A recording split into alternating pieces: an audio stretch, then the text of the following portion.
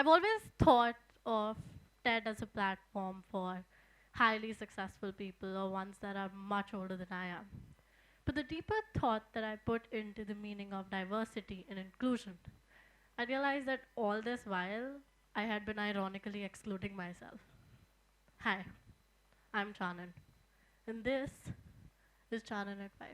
Almost a decade ago, the society my family and I stayed in had a Diwali mela coming up. Now, that being one of my first few melas ever, I was super thrilled and excited about it and knew that I have to have my own stall. Funnily enough, I think I've always had a competitive side, one that likes challenging authority or people in general. I mean, whether it was the teens young me idolized or the adults, I knew that I have to be the best. And so, after a long few hours of listing ways to make it big, I clearly noted कि अकेले तो नहीं होगा. And that's when I started approaching people. First two being my twin best friends, since before I learned the term by definition, Maya and Yaya. Also my next door neighbors. Despite their family being Muslim and mine Sikh, our religions have never drawn any bars between us. In fact, I remember growing up reading articles about religious discrimination, especially that against the minorities, and know how much that would hurt me seeing what my best friends were judged as. Rather them, and still does. On a lighter note though, these two were given the job for the props. Being the boss, I made it clear what all was to be brought by them to the stall. Now, the props were sorted. So next comes in my formerly known housemate, but actually a dear friend, Sunita Didi. As were Maya and Yaya never differentiated from me by my parents, neither was she. She was like a guardian for me growing up. She belonged to a financially weaker family, and so my parents did all that they could do to help her. My mother would tutor us every night, and my father would take us out to play in the morning. She was excellent in terms of arts and crafts, and so I knew I had to give her the job for the posters. Now, the designing for the posters was sorted too. But what catchy taglines go on them? I knew I had to seek help from my dadi, one of the wittiest women I know. She has a touch of humor in every little thing that she says, and so I knew she would be the perfect help. Well, Malgudi Days in any classic story is incomplete without its mischievous character. There comes in my next character. To respect the privacy of this person, I won't be mentioning the name. But let's not let the story stop there. So, Mr. X for now. He was the most mischievous person in the society. Although, when I look back at all of that behavior now, I think what me and a lot of others disguised as naughtiness was probably just some mentally challenged behavior. Though even young me knew how to channelize all that negative energy in a positive manner, as I did by asking him to promote our stall verbally, and offered one fruity in exchange of every 10 customers. Ha, I know log zyada ho rahe hain and it's getting confusing, but before I forget, let me tell you all about one last member, Justina, my good friend from France. She barely knew our language, so let alone the culture. Yet there she was on the day of the stall, wearing a lehenga as bright as her smile, spreading the joy all over. Okay, let me break the suspense. The mela, the stall, it was an absolute hit. Let's just say my competitive side got the satisfaction of being great. Not just people at the mela, but even other stall owners showered us with the greatest of compliments.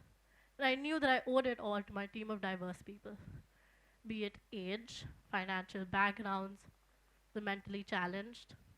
We all came together and made it as big as it was. And most importantly, I knew that I had to credit myself for it. Seeing Chaanan for who she really is, coming to terms with myself as a person, owning up to my flaws, and accepting my better parts. That's when I learned the true meaning of inclusivity. Now, from that point of self discovery, we move forward a few years. We're now in the year 2017, and Chanan's just approaching the end of 5th grade, soon entering middle school. Around this time and part of my life, I started observing a lot of differences around me. There were physical changes, emotional changes, behavioral ones too. Nearing the age of 11, my friends and I were introduced to all kinds of pubic changes. With I remember being in my class and hearing an announcement calling for all the girls for a session regarding the same, periods in particular. Now, at this session which was held, I remember hearing three sentences on loop. Periods are normal, they happen to everyone, and it's nothing to be ashamed of. Well, 5 years have passed.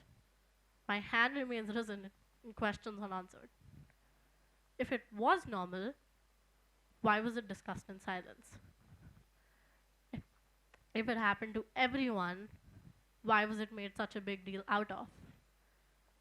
And if it was nothing to be ashamed of, why was it discussed with no boys around? When I think of all of that now, from my current point of view, I think that as children, we have a pure vision of the world. We see it to be the wonderland Alice found herself stuck in, or Mr. Wonka's chocolate factory with no imperfections. But the more we try to mend it, we harm it. What I'm implying here is periods were normal before they were tried so hard to be made normal.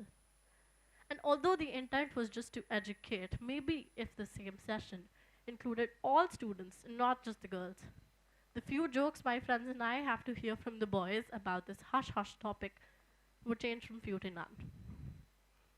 We fast forward once again. We're now in the year 2019. Chaanan's just entered her teens. Predictably first move being making social media accounts. Now that's still being my favorite pastime ever, don't get me wrong. But after being on these platforms for a little while, I started experiencing its not so amazing parts. Seeing all kinds of people on the internet, I grew to become more insecure about myself as a person. I started questioning things about me. I don't like accepting it, but I know the control of myself that I lost to these platforms online. I stopped meeting my friends, I stopped going out, started avoiding photographs.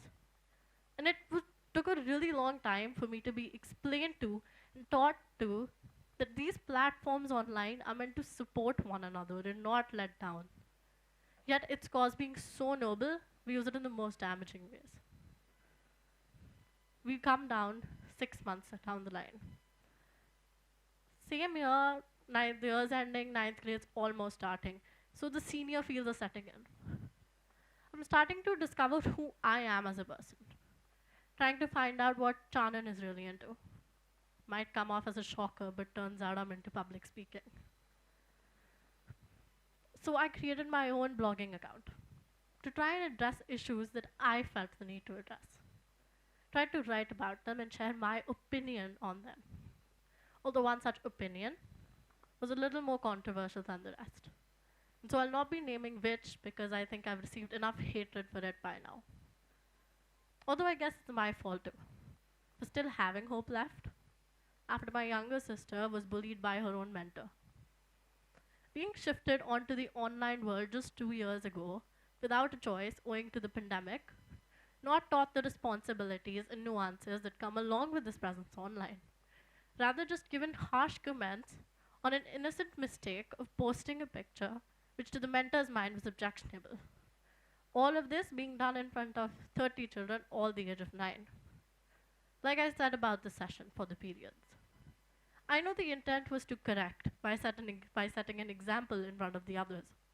But if only the mentor thought through and tried a different approach for it, she would realize the greater negative impact this doing had on my younger sister, putting her into self-isolation and seclusion. Let me come back to my story though, and add emphasis to the word opinion again. My thought, just a description of how I felt about something, and not a belief that I imposed on anyone. You shouldn't let what others think bother you. But that's what you're thinking right about now. But I guess it's a lot easier said than done. I was publicly embarrassed and abused online. But don't worry, that's okay. Because in our country, we have freedom of speech.